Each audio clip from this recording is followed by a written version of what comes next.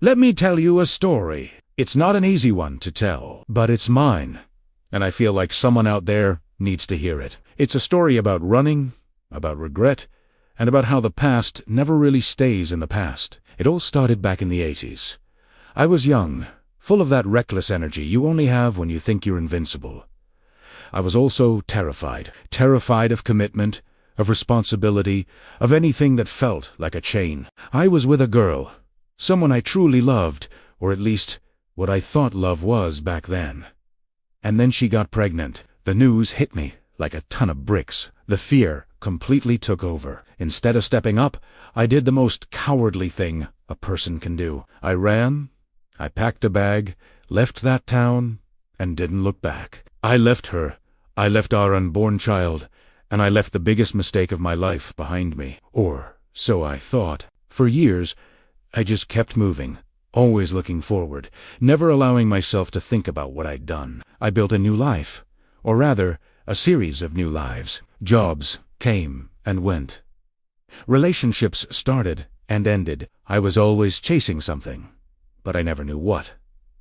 I was just running. But you know what they say about running from your problems? They have a way of keeping pace with you. Life wasn't particularly kind. The older I got, the more the loneliness started to creep in. The temporary connections I made felt hollow, and the life I'd built felt like it was made of cardboard.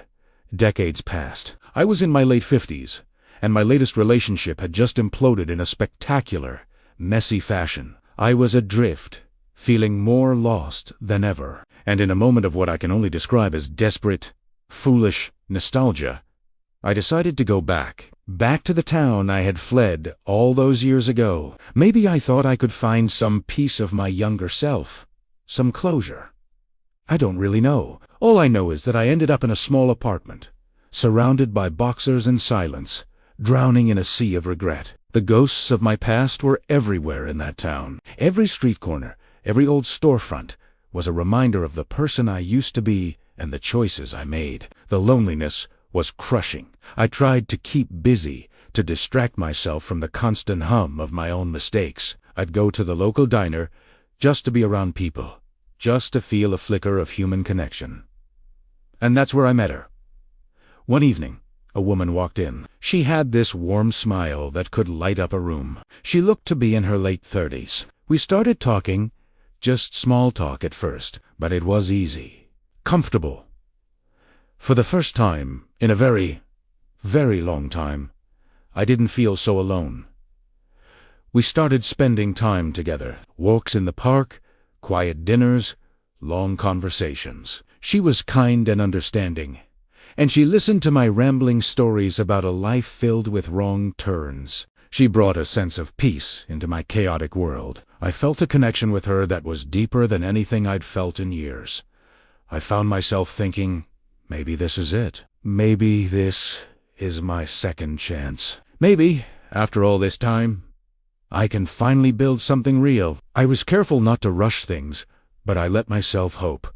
I let myself feel something again. Looking back now, the irony is just sickening. This went on for a few months. It was a fragile, beautiful thing we were building. And then, one day, it all came crashing down. She came to my apartment, and I knew instantly that something was wrong. She was in tears, her face etched with pain and confusion. We had been talking more about the future, and she confessed that what she wanted more than anything was a family. A stable, loving family. And then she told me why it was so important to her. She told me about her mother, who raised her all on her own.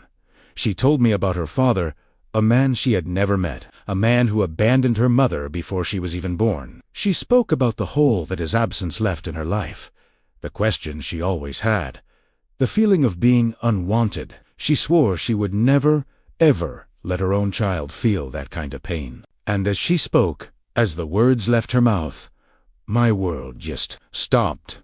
It was like the air was sucked out of the room. The details she gave, the timeline, the name of her mother, it all clicked into place with a horrifying, gut-wrenching certainty. Every piece of the puzzle I had thrown away decades ago flew back and slammed into me. This warm, wonderful woman who had brought light back into my life was the child I had abandoned.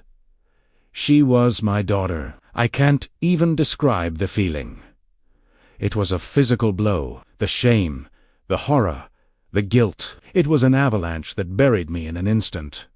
The past didn't just catch up with me. It collided with my present and obliterated it. My biggest mistake wasn't a distant memory anymore. It was sitting right in front of me, in tears, and I was the cause of it all. I was the ghost in her story. Of course, we ended everything right then and there. The moment the truth was out, the connection we'd built curdled into something monstrous. The comfort we found in each other turned to ash. There was nothing to say, nothing that could fix the horror of what had happened. The damage was done, and the weight of that damage is something we both have to carry forever. But the story doesn't end there. There's another chapter to this tragedy. From our time together, before we knew the truth, a child was conceived. A little boy. My grandson. A child born from an impossible situation. An innocent soul caught in the wreckage of my cowardice from 40 years ago. He deserves a life of peace, of love, of stability. He doesn't deserve to carry the burden of his grandfather's sins. So now, we keep our distance. Strict, uncrossable boundaries are in place. Our only communication is about him, about his well-being. It's sterile, it's painful, but it's necessary. We are trying to protect him from the toxicity of our story, to give him a chance at a normal life that we can never have. I live with this every single day, and the lesson is burned into my soul. You can't outrun your past. It will always find you. And the mistakes you make, especially the ones you make when you're young and scared, they don't just disappear. They echo. They ripple through time, and they can devastate future generations. The scariest ghosts aren't the ones in movies. They're the lives we walked away from, the responsibilities we abandoned. My life is a testament to that. Actions have consequences, and a responsibility delayed can become a tragedy that lasts a lifetime. Thank you for listening. If you're struggling with your own past, with choices you regret, please know that talking about it can help. There are people and resources available. Don't carry it all alone. Don't forget to like, comment, and share my video with others so they can learn from my life lessons. Also, subscribe to Storycoast to hear more stories like this.